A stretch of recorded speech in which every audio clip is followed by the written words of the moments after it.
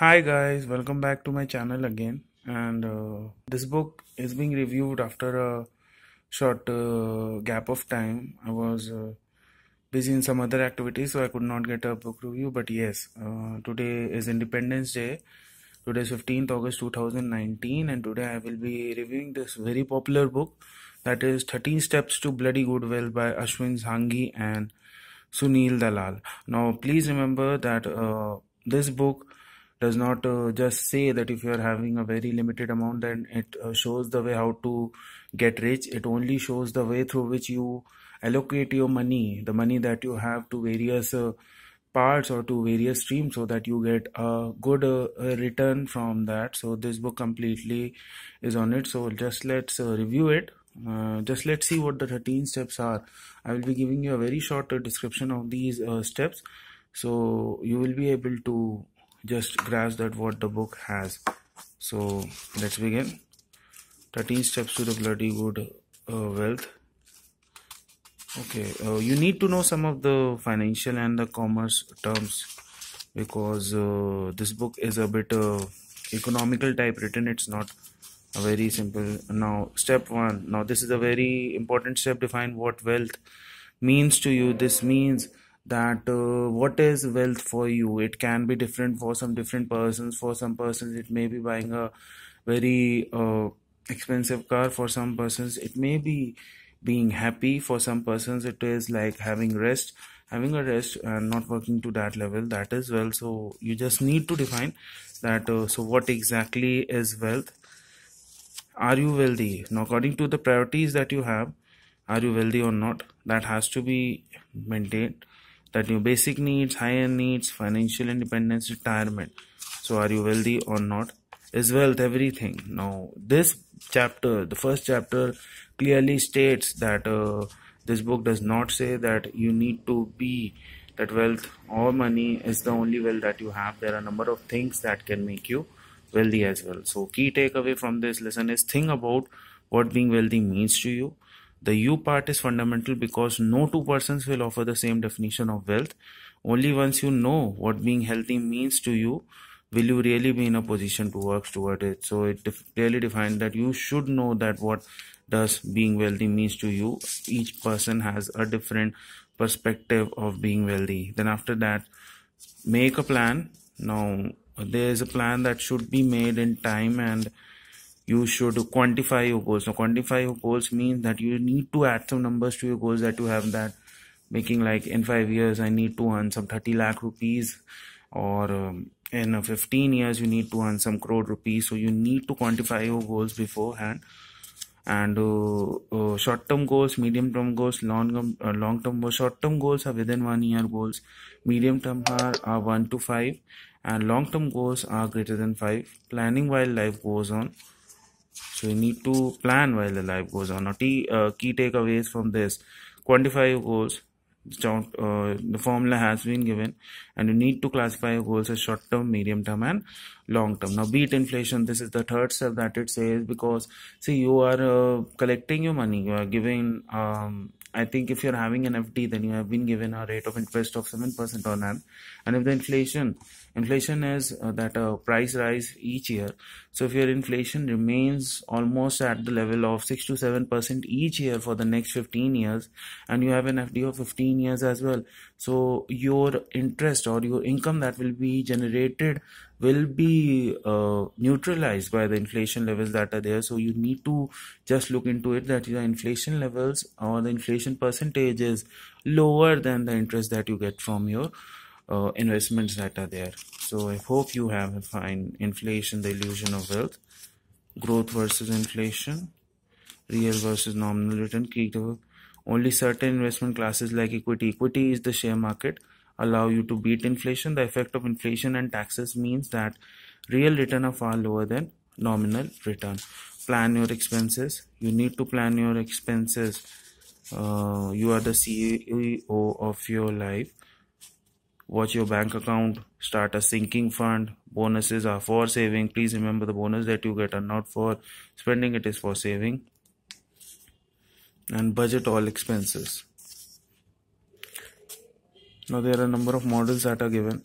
You can, I'm not going to explain that. So keep a watch on your bank account carefully. Start a sinking fund, save and invest bonuses and raise when they happen. Budget all expenses. This chapter clearly says that you need to save the additional income that you have. You cannot just keep on spending money. Create additional income streams. If you are employed, that does not mean that you won't be looking in for some other stream as well. You should look in for some other streams. And primary income is your income from your job that you do, and secondary income are the other small or menial tasks that you do. So you should be having more than one sources of income. A one-man company, when work is clear, now there are a number of numerous jobs you can do on the side. Online tutor, language coach, many others, blogger. Just because you're employed does not mean that you cannot have something else that you do in your spare time. Creating additional income stream will accelerate your savings and investment plan. Often such side activities can be stepping stone to an entrepreneurial career. So this is that part. Step 6. Harness the power of compounding. Now this says that you need to invest the money that you have. Now it clearly says that you cannot keep on earning money. If you're having some additional money, you are buying gold and keeping that gold into your home. This says that if you are having an additional money, then you should invest it into mutual funds or any other investment tool that is there that talks about it. So you should invest that money, and that is compounding. Compounding means that your money grows multiple number of times when you invest it rather than keeping it with you. So it is only couple saving along with investing that a power of compounding can work for you.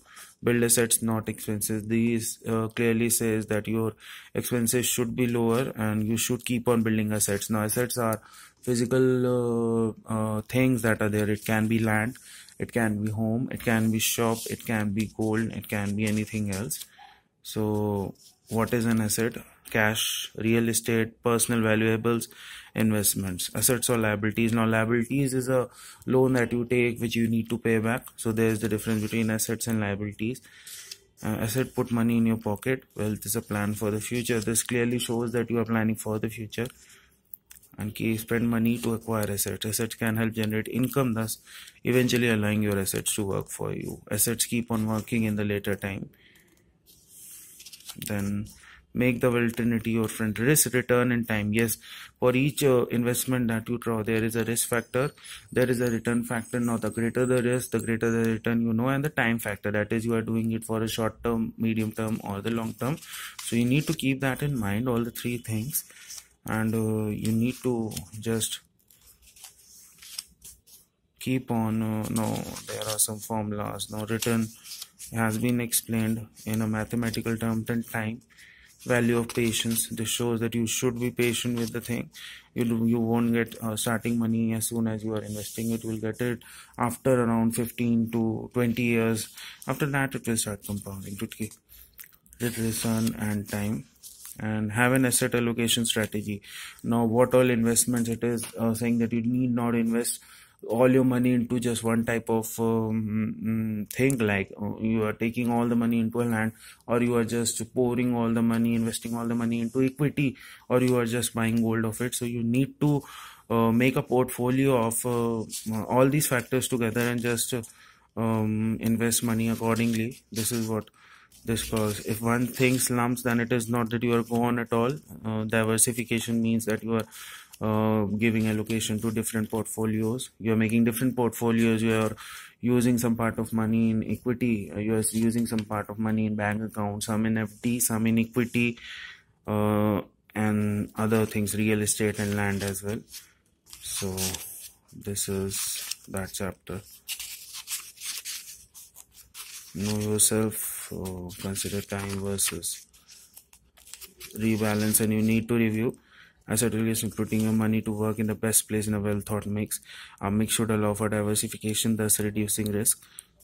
And step 10, understand asset classes. Now this shows there are equities. This is the share market.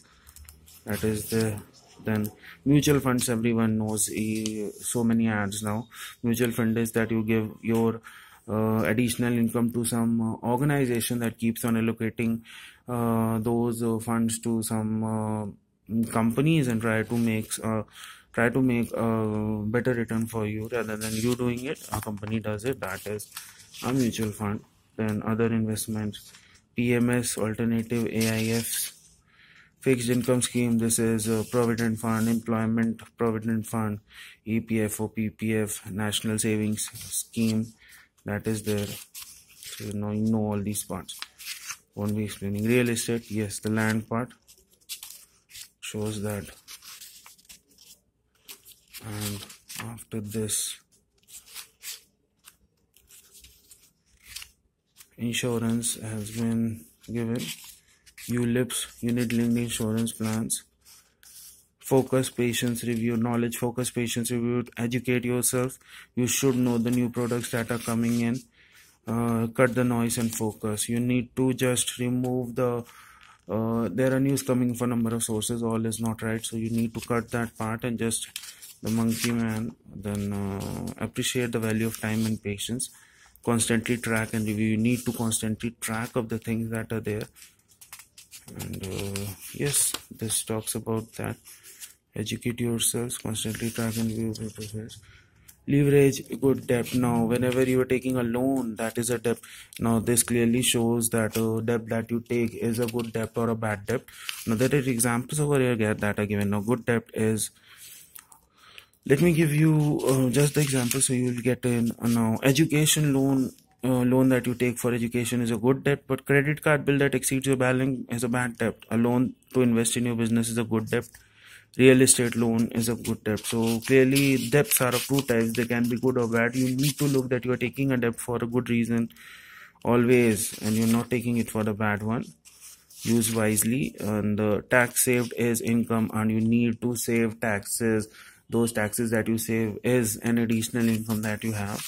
This book shows that residential property, there are a number of things through which you can say this: PPF, health insurance, leave-in encashment, gratuity, LTA, HRA, and all, you know all these things, dividends, EPF, tax-free bonds, ESOPs, others, and a number of things that are there.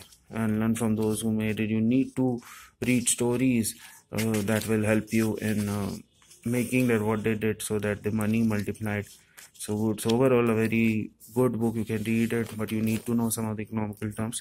Prices I won't be giving it now.